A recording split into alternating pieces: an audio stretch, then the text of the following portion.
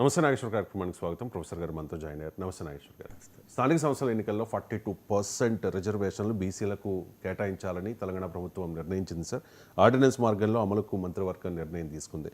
ఇది సామాజిక విప్లవానికి నాంది అని చెప్పి కాంగ్రెస్ పార్టీ నేతలు చెబుతుంటే, బీసీలకు కాంగ్రెస్ ఘరానా మోసం చేసింది. 42% కోటాపై ఆర్డినెన్స్కు కేబినెట్ నిర్ణయం తీసుకుంది. కానీ చట్టపరంగా చెల్లుబాటు కాదని తెలిసి రేవంత్ సర్కార్ దులుపు వేసుకునే ప్రయత్నము అంటూ బీఆర్ఎస్ నాయకులు ఆరోపిస్తూ ఉన్నారు. ఏది నిజం సార్? ఏంటి వివాదం? అంటే ఇప్పుడు ఫండమెంటల్ క్వశ్చన్, అది ఆర్డినెన్స్ అయినా లేదా అసెంబ్లీ అంతకుముందు పాస్ చేసిన చట్టమైనా తీర్మానమైనా అందులో ఉన్న కాన్స్టిట్యూషనల్ ఇబ్బంది ఏంటంటే రిజర్వేషన్ 50% మించకూడదు. ఇది భారత సుప్రీంకోర్టు ఇందిరా సహాని జడ్జిమెంట్, ఇది మండల్ కమిషన్ జడ్జిమెంట్గా పిలుస్తారు. రిజర్వేషన్ జ్యూరిస్ప్రుడెన్స్ అంటే రిజర్వేషన్ అంశాలపైన కోర్టు తీర్పుల్లో చాలా కీలకమైన తీర్పు, మ్యాగ్నా కార్టా ఆఫ్ రిజర్వేషన్ జ్యూరిస్ప్రుడెన్స్ అంటారు. అంటే అంత ఆథెంటిక్ జడ్జిమెంట్ ఇందిరా సహాని, దాదాపు 1000 పేజీల జడ్జిమెంట్ అనుకుంటాను. బట్ మీకు రాజ్యాంగం గురించి అవగాహన రావాలి అంటే చదవాల్సిన ముఖ్యమైన జడ్జిమెంట్లు ఇదొకటి. కేశవానంద భారతి జడ్జిమెంట్, పుట్టుస్వామి జడ్జిమెంట్, అంతకుముందు S R Bommai judgment, A K Gopalan judgment, ఇలా కొన్ని జడ్జిమెంట్లో ఇదొక చాలా శ్రేయా సింఘాల్ జడ్జిమెంట్. ఇలాంటి జడ్జిమెంట్లో ఒక ముఖ్యమైన జడ్జిమెంటు ఈ ఇందిరా సహాని జడ్జిమెంట్. సో ఈ జడ్జిమెంట్లో సుప్రీంకోర్టు అన్నది ఏంటంటే భారత రాజ్యాంగంలో 3 రకాల ప్రొవిజన్స్ ఉన్నాయి. ఒకటి right to equality, 2 right affirmative action, 3 efficiency in public administration. So ఈ 3 పరస్పర విరుద్ధమైనవి కావు, వాటిని ఇంక్లూజివ్గా చూడాలి. అందువల్ల to balance between 3 competing constitutional provisions the total quantum of reservation should not exceed 50% అన్నది సుప్రీంకోర్టు. అంటూ రైట్ టు ఈక్వాలిటీ అనేది fundamental right, affirmative action reservation అనేది exception. An exception cannot be above the rule అన్నారు. అంటే rule కన్నా exception ఉండటానికి వీలు లేదు కనుక, సో వివిధ రాజ్యాంగ అధికరణల మధ్య సమన్వయం చేయాలి అంటే మొత్తం రిజర్వేషన్లు 50% దాటకూడదు అని క్లియర్గా సుప్రీంకోర్టు తీర్పు ఉంది. హవెవర్ ఏ స్పెషల్ కేస్ మేడౌట్ అయితే మాత్రం 50% దాటవచ్చు. మీకు ఉదాహరణకు ఈశాన్య రాష్ట్రాలు ఉంటాయి, ఆడ 90% గిరిజన ప్రాంతమే ఉంటుంది. సో ఇలాంటి బట్ ఆ special case has to be made out, అదొక ఆప్షన్. గతంలో తమిళనాడు ప్రభుత్వము 69% 60% అబోవ్ రిజర్వేషన్లు కూడా ఇవ్వగలిగింది. ఎలా ఇచ్చారంటే 9th షెడ్యూల్లో ఆ చట్టాన్ని చేర్చారు. భారత రాజ్యాంగంలో 9th షెడ్యూల్ ఏ చట్టాన్ని చేర్చినా అది న్యాయ సమీక్షకు అతీతం, ఇది బియాండ్ జ్యుడిషియల్ రివ్యూ అంటారు.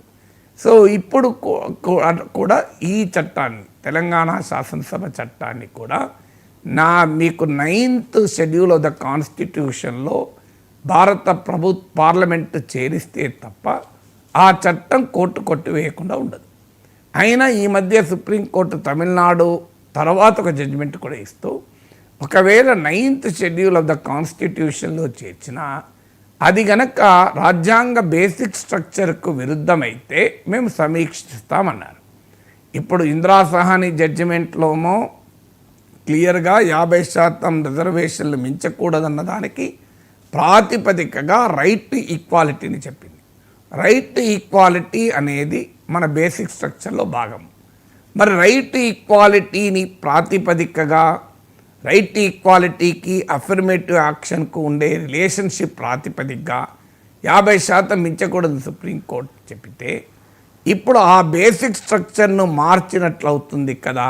50% దాటితే మరి 9th షెడ్యూల్లో పెట్టిన బేసిక్ స్ట్రక్చరు మారిస్తే మేము రివ్యూ చేస్తామన్నారు కదా అన్నది ఇప్పుడు లీగల్ ప్రాబ్లం. ఇది 42% రిజర్వేషన్లకున్న కాన్స్టిట్యూషనల్ లీగల్ హర్డిల్. ఇది మొదటి హర్డిల్ పొలిటికల్ హర్డిల్. అంటే నరేంద్ర మోడీ ప్రభుత్వం తెలంగాణ బీసీలకు 42% ఇచ్చే చట్టాన్ని 9th షెడ్యూల్లో పెట్టాలి.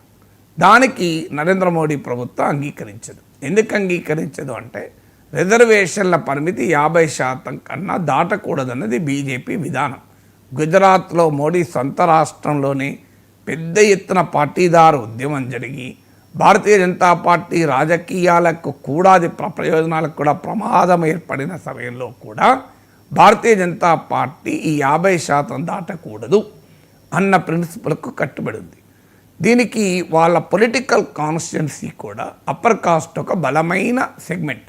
మీకు దేశవ్యాప్తంగా బీజేపీ ఓటర్లలో గణనీయంగా అప్పర్ కాస్ట్ ఉంటారు, అప్పర్ కాస్ట్ ఓటర్లలో గణనీయంగా బీజేపీకి ఉంటారు.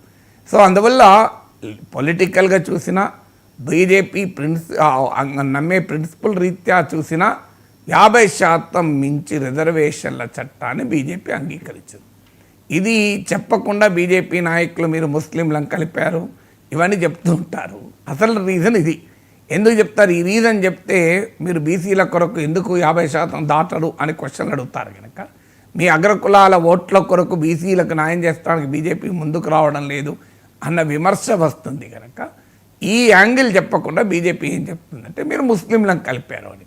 ముస్లింలు తెలంగాణ కలపడేంది, కర్ణాటకలో బీజేపీ అధికారంలో ఉన్నప్పుడు కూడా దూదేక్ లాంటి ముస్లిం కులాలకు రిజర్వేషన్లు ఉన్నాయి. అంటే ముస్లిం అయితే రిజర్వేషన్ ఉండదు, బీసీ అయితే రిజర్వేషన్ ఉంటుంది. బీసీ హిందూ కావచ్చు, ముస్లిం కావచ్చు, ఎవరైనా కావచ్చు, అది ప్రిన్సిపల్. అందువల్ల మీకు ఇప్పుడు సిక్కులలో ఎస్సీలకు రిజర్వేషన్ లేవా? మీకు బుటా సింగ్ సిక్కే కదా, ఆయన రాజస్థాన్లోని జలోర్ నుంచి ఎస్సీ రిజర్వ్ సీట్ నుంచి పోటీ చేయలేదా?